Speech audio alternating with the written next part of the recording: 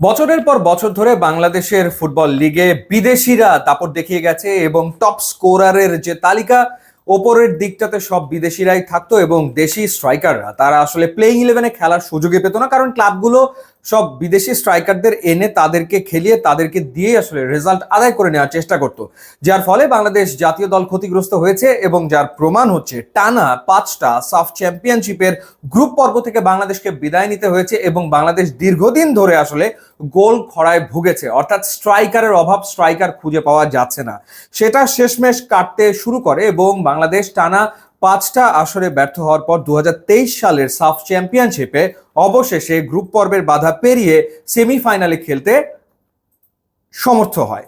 এবং সেটা হওয়ার কারণ ছিল দুজন ফুটবলার, একজন হচ্ছে শেখ মুরসালিন এবং আরেকজন রাকিব হোসেন।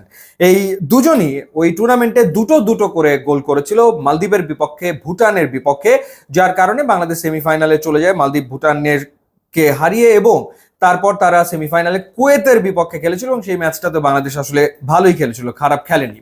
তো মোরসালিনের ভেতরে একটা সম্ভাবনা আসলে তো ডেফিনেটলি দেখা যাচ্ছে। বাংলাদেশের জার্সিতে শেখ মোরসালিন এখন পর্যন্ত 15টা ম্যাচ খেলে 5টা গোল করেছে, তবে তার সবচেয়ে দুর্দান্ত গোলটা আসলে সাফ চ্যাম্পিয়নশিপে না, সেটা সম্ভবত বসুন্ধরা কিংস অ্যারেনায় লেবাননের বিপক্ষে বাংলাদেশ যে ম্যাচটা খেলেছিল এবং যে ম্যাচটা বাংলাদেশ ড্র করেছিল, যেটা একটা বড় ঘটনা বটে, কারণ লেবানন 79 ধাপ এগিয়ে থাকা একটা দল বাংলাদেশের চেয়ে।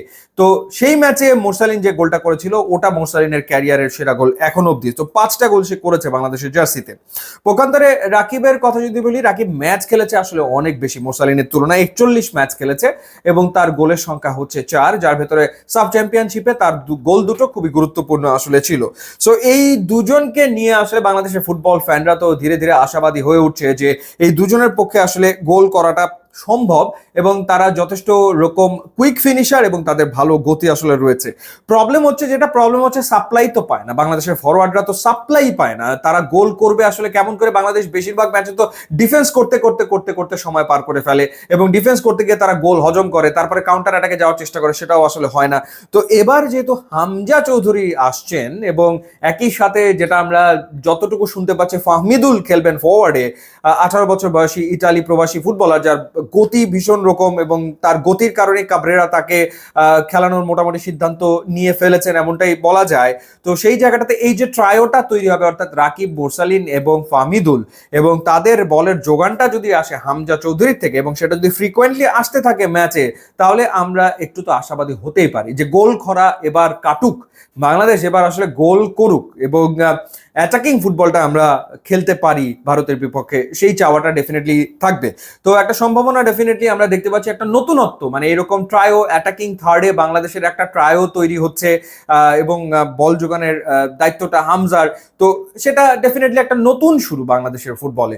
সো সেই নতুন শুরুটা কেমন হয় সেই অপেক্ষা সবাই আছে, প্রত্যাশা তো থাকবে ভালো কিছু হোক ভারতের বিপক্ষে। আপনার পছন্দের ফুটবলারকে ডেফিনেটলি সেটাও কিন্তু জানাবেন। ইউটিউব, ইনস্টাগ্রাম লিঙ্ক আছে, যেগুলো খুবই খুশি হবো। And thanks for watching.